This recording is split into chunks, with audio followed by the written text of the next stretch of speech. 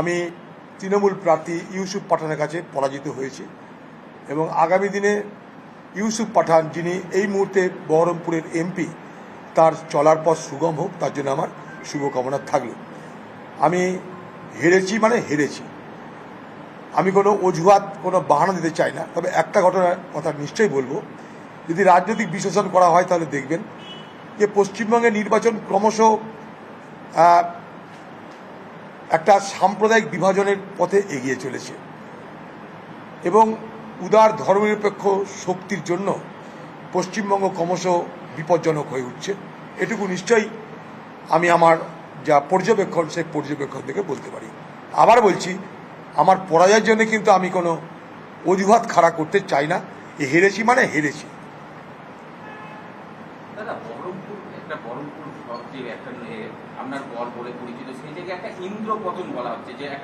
বলতেই পারেন আপনারা। দেখুন, আমরা রাজনীতি করি, মানুষের ইচ্ছা অনিচ্ছার দ্বারা প্রভাবিত হই।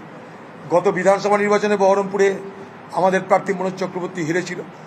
আমরা এই সময় ভেবেছিলাম হয়তো অনেকটা পুনরুদ্ধার করতে পেরেছি আমরা, কিন্তু দেখলাম না, বহরমপুরের আমরা মানুষের কাছে সেই সমর্থনটা পেলাম না তো হেরেছি। তার জন্য আমার কোনো অভিযোগ নেই কারোর বিরুদ্ধে।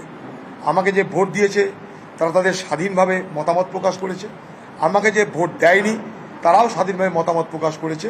অতএব মানুষের যে অধিকার, সে অধিকার মানুষ প্রয়োগ করতে পেরেছে, এটা আমাদের কাছে অনেক বড় পাওনা বলে মনে করি।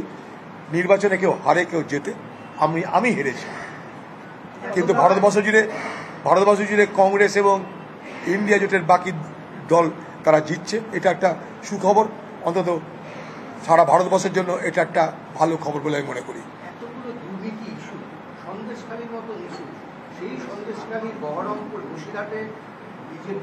ব্যাপার হচ্ছে, আমি একটু আগে বললাম যে বাংলায় রাজনীতিটা ক্রমশ উদার এবং ধর্মনিরপেক্ষ মানুষের জন্য বিপজ্জনক ভূমি হয়ে উঠছে। এখানে একদিকে সাম্প্রদায়িক বিভাজন হয়, আরেকদিকে প্রলোভন, অর্থাৎ টাকা পয়সা, লক্ষ্মীর ভাণ্ডার, এই একটা করা হয়। আবার উল্টো দিকে আপনি যাবেন, সেখানটা আবার হিন্দু বিভাজনের রাজনীতি করা হয়। ফলে আমরা পড়ে গেছি মাঝখানে।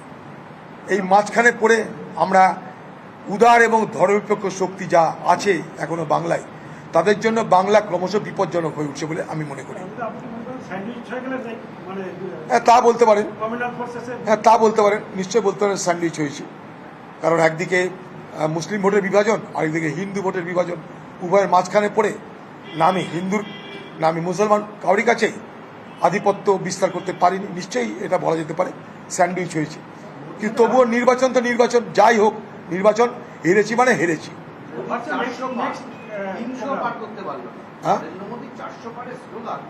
আমরা তো বলেছিলাম যেদিনকে আপনার এক্সিট পোল মোদিকে 400-500 করে দিচ্ছিল, তার পরের দিন আমাদের পার্টি সর্বভারতীয় নেতা মল্লিকার্জুন খাড়গে, রাহুল গান্ধী তারা মিলে বলেই দিল আমরা 295টা পাচ্ছি। তো সেদিন থেকে আমরা বলে দিয়েছি মোদির এইসব গদি মিডিয়ার এসব মিথ্যা কথায় মানুষ যেন প্রভাবিত না হয়।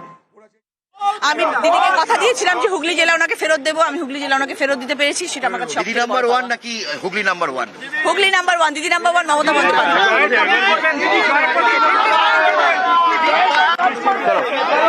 ভালো লাগবে না।